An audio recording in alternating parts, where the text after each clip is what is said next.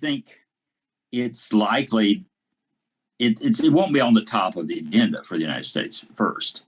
But the main issue going forward is whether China continues to grow or not. If China has essentially reached the top of its growth path, then there will be very different relations than if China continues to grow at 5% a year for the next 10 years.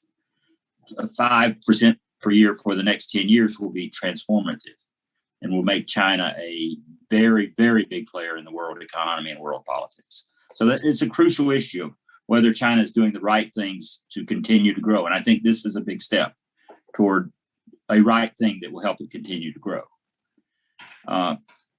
There's a book by an economist named Robert Gordon called The Rise and Fall of American Growth, which I like a lot. And he talks about what enabled the United States to grow during the period from 1870 to 1970, which was the period where we were seeing high productivity growth and also growth in the incomes of average people. Sort of median real wages were going up a lot in those years. Unfortunately, they haven't since. And you'd think it might be technology, stuff like that. But he thinks it was primarily opening up a national market, partly through railroads, partly through the Interstate Highway Act, national highways, cars, but also things like as simple as there's Sears, which is a store which is now, I think, defunct or nearly defunct. There was a thing called the Sears catalog. I remember when I was young that everybody had in their home, and you could buy stuff nationally. And that enabled competition for local, nearly monopolist retailers. So this really increased the real incomes of people. You had a similar thing in Britain earlier when Britain built canals and then railroads, which I think were enablers for trade within the country, and also enabled the Industrial Revolution, the first Industrial Revolution. There are cases where this has not happened. I happened to be a consultant for Indian Railways back about 15 years ago, looking at ways to increase efficiency and improve productivity, which we didn't succeed at very well.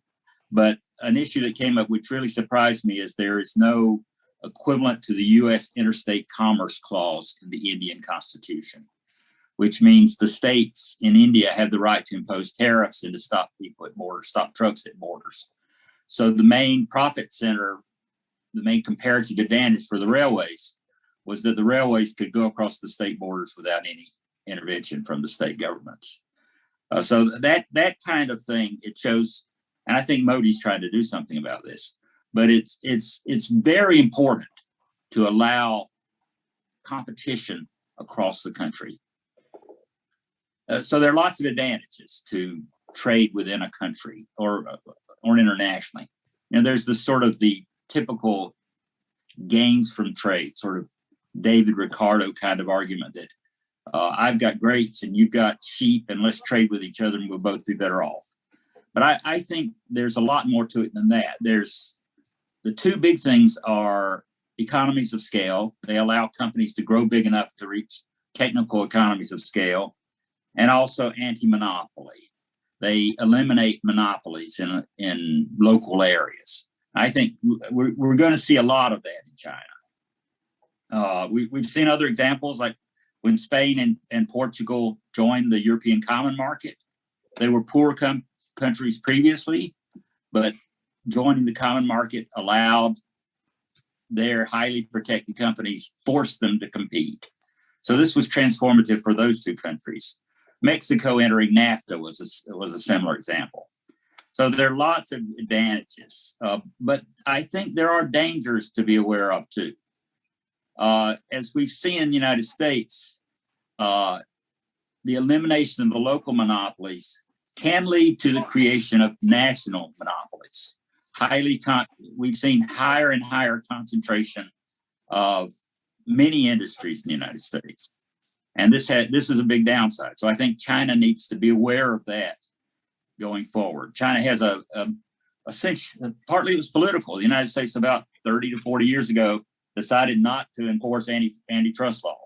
So maybe this would not have happened if we had more energetic antitrust division of the Justice Department, but we didn't.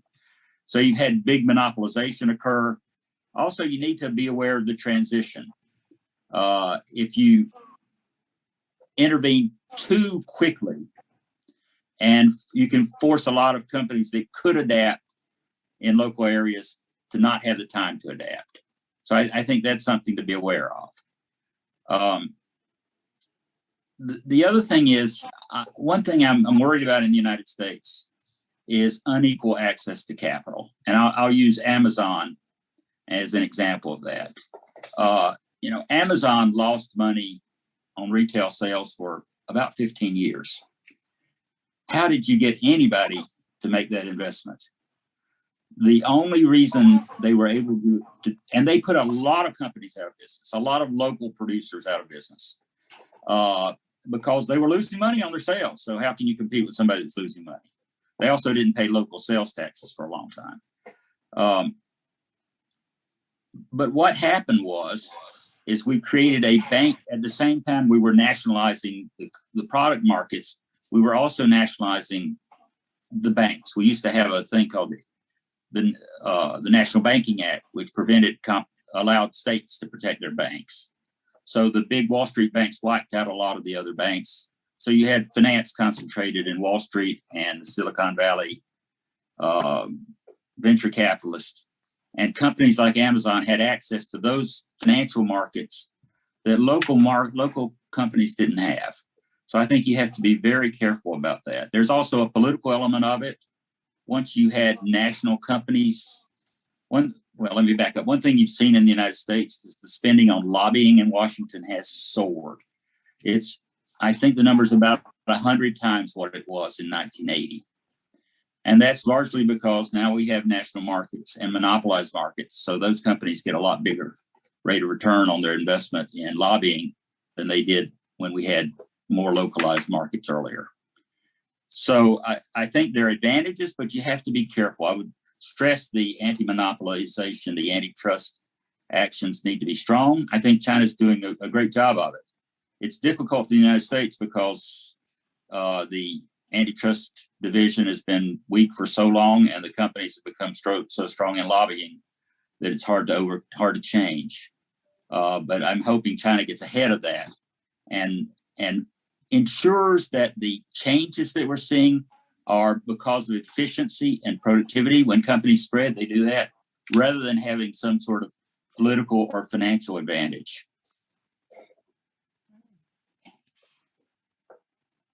So I think this is a great thing in summary, but there are dangers that we need to be aware of.